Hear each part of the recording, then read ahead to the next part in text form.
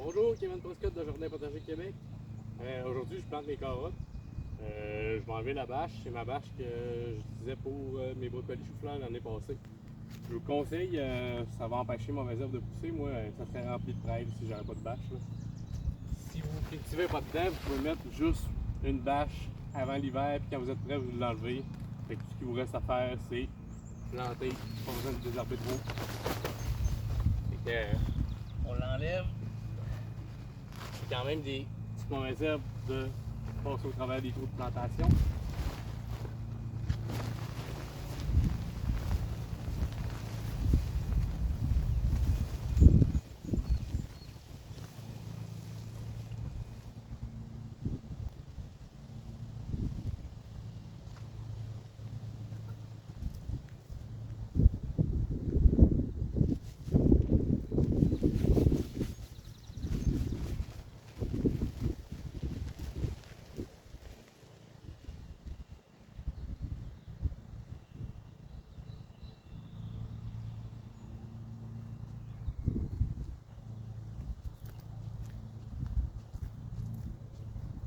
Bon, je vais enlever le reste plus tard. Mais généralement, il n'y a pas gros de mauvaises herbes. Ça a poussé un peu parce qu'il y a les trous, mais on passe à grenette, ça va bien s'enlever. Fait que un coup que la bâche est enlevée, on vient passer notre grenette. Notre sol devrait être assez mûr parce qu'il y a les insectes qui ont été autour tout l'hiver. Il n'y a pas de racines ou presque pas. Fait que on monte notre grenette. On va venir passer un bon coup à grandeur. Fait que dans le fond, on plante notre grelinette. On va venir tirer jusqu'à notre taille. Après ça, on fait juste tirer sur la grelinette sans le lever dans les airs pour pas forcer pour rien. Pas plus compliqué que ça. Fait qu'on fait ça tout le long pour décompacter notre sol.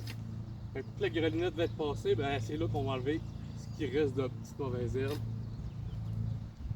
pour pas que ça soit plus facile parce que dans le fond, le sol va s'en va décompacter. On va avoir juste à y prendre, tirer, puis ça va sortir tout seul. Ça, c'est un sol qui était vraiment argileux.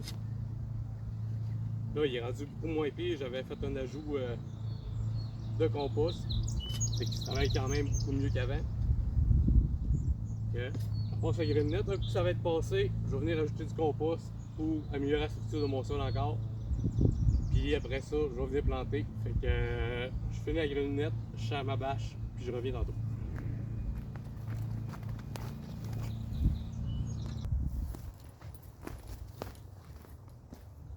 Bon, fait que, après 10 minutes de grelinette puis un petit 15 minutes de désherbage pour enlever tout ce qu'il y avait, on se pogne un râteau, on va venir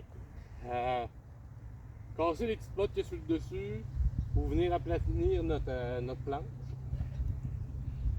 Fait que, pas plus compliqué que ça. Puis ben là, ma planche, la structure de mon sol est rendue beaucoup plus belle que ce que je pensais. Fait que je voulais acheter une bonne grosse quantité de compost, mais le temps a fait la job. Fait que la structure du sol est rendue vraiment plus belle.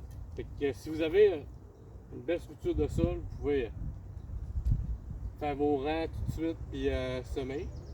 Si vous voulez améliorer votre structure de votre sol, ben on ajoute du compost. Fait que je vais en ajouter quand même un peu. Puis je vais garder le reste pour renchausser les pommes de terre. Fait que on est, un coup que nos mottes sont de fait, on a passé notre grelinette, enlevé nos mauvaises herbes, on a fait les mottes. On ajoute un peu de compost ou pas selon votre structure de sol. Puis après ça, on sème. Fait que on va faire le compost.